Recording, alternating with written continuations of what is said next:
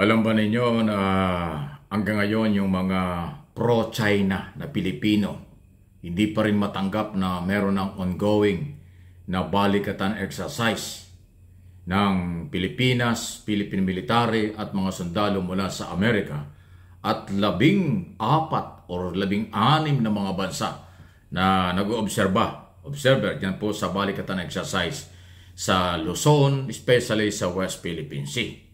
Kaya ako sinasabing tahimik sila at meron pa nga silang pahayag na planong magsagawa pa ng mga rally para lang hikayatin nila na mali daw itong pinapasok ng ating administrasyon under President Marcos sa pakikipag-ugnayan sa Estados Unidos. Na posible daw na ito ay magkaroon ng kaguluhan sa pagitan ng Pilipinas at ng China. So, hindi ko alam kung anong gusto nilang palabasin talaga. Huwag na tayong gumalaw, manahimik tayo hanggang sa makuha ang patuloy na pananakop ng China sa West Philippine Sea. Hindi naman pwede yun.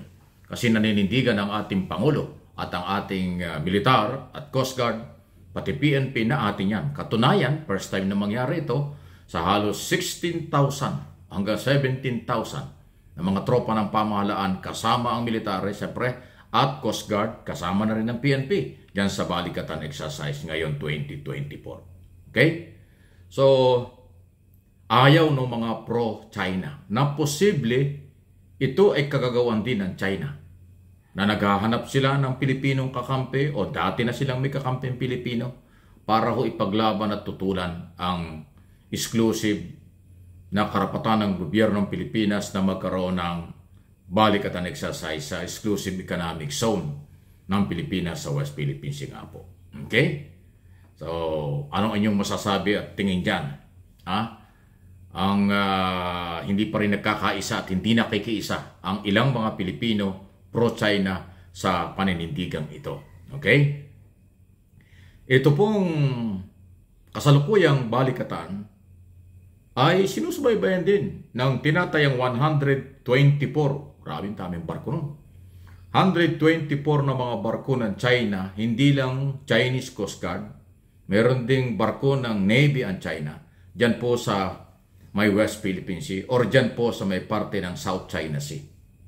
Nakikiramdam sila at nagbabantay sila. Siguro natakot sila na baka ito na yung galaw ng Amerika at Pilipinas. Hindi naman po, exercise lang ito. Ganon silang nagpapanik, ganon silang nababahala sa malakas na pwersa ng marami mga bansa na nagdeklara ng suporta sa Pilipinas. Hindi lang po ang Estados Unidos at Japan, pati mga European Union. Okay? Pero kahit na merong 124 na mga barko ang China dyan sa lugar na yan, ayon sa ating military at Coast Guard, hindi nababahala at tuloy-tuloy ang exercise. By land, by sea, by air. Okay? Na ginagawa ngayong kasagsagan ng summer at init ng panahon. Okay? At suportahan natin itong paninindigan ni Pangulong Marcos tungkol sa isyong dyan dahil kung ikaw ay Pilipino, dapat suportahan mo na ipaglaban itong ating West Philippine Sea na ginagawa ng ating gobyerno sa pamamagitan ng Department of National Defense, Secretary Ibo Teodoro, sa pamamagitan ni General Romeo Browner, AP Chief of Staff at saka yung Commandant or Head ng Philippine Coast Guard. At maging si General Romel Marbil ng PNP kasi yung Special Action Force or SAP ng ating PNP kasama dyan sa balikatan exercise para makaalam or maturuan or makakuha ng kaalaman sa balikatan sa pagitan ng paggamit ng mga modernong armas ng Amerika at kung paano by sea at land operation. Okay? Maganda yan. Malaking tulong po ito. Okay? Sunod na pag-usapan natin ay related pa rin sa isyong ito. Nababahala yata ang China dito sa, or takot sila, dito sa call out na ginawa ng G7. Ito po yung 7 malalaking bansa sa Europe, Amerika at Canada na sumusuporta sa atin sa Pilipinas. At kanilang kinukul out ang China tungkol sa implementation ng international law. Tungkol nga sa exclusive economic zone. Napakaganda nito dahil yung G7, hindi yan po yung napakayamang mga bansa. Napakaganda ng ekonomiya ng mga yan. Stable ang bansa, yung 7 mga bansang yan. Okay? Pero tayo sinusuportahan. At dyan nababahala ang China. Mukhang natatakot ang China. Ayaw nga silang, nanawagan na nga ang Chinese government sa G7 na huwag daw manghimasok, huwag daw makialam.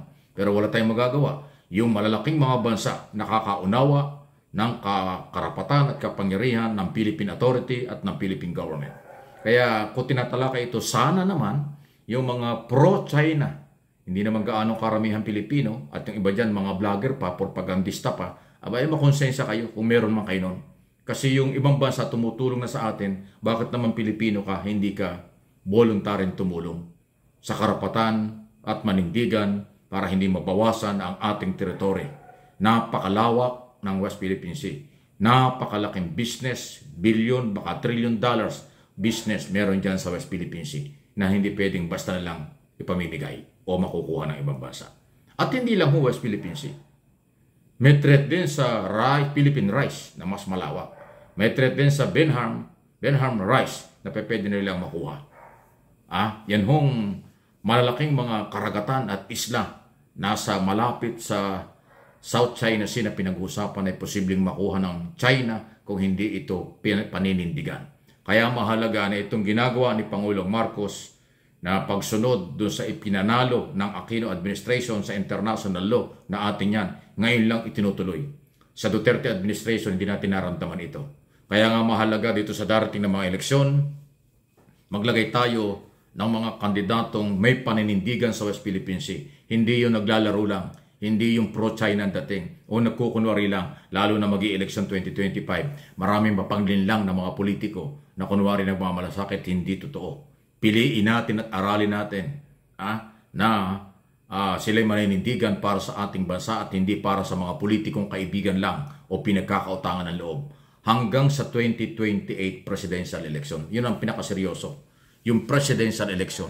Kailangan ang magiging presidente natin ay yung katulad ng Pangulong Marcos, ililalaban ito at pinaninindigan. Pag tayo nagkaroon ng Pangulong pro-China ang dating, maka-China ay tagilid tayo dyan. Sila lang ang kikita dyan, sila lang makikinabang dyan. Baka mawala sa atin ang malaking, malawak na teritoryo ng Pilipinas at yun ang nakakabahala. Kaya hindi naman po sa panghuhusga or pangulit sa inyo, pero kailangan makulit kung kinakailangan para ho ipalaala ang lahat ng ito. Panindigan natin, iwasan ang pamumulitika at iwasan ang ibang isyu, basta teritoryo ng Pilipinas, dapat nagkakaisa ang Pilipino. Ang mananatili na pro-China ang dating, tagapagtanggol ng China, yan ay mananatiling makapili o may pagkatraidor, sabi nga ng ating pamahalaan, Department of Defense at saka ang Coast Guard ang nagsasabi ng ganon. Panindigan natin ang sariling atin o sariling property.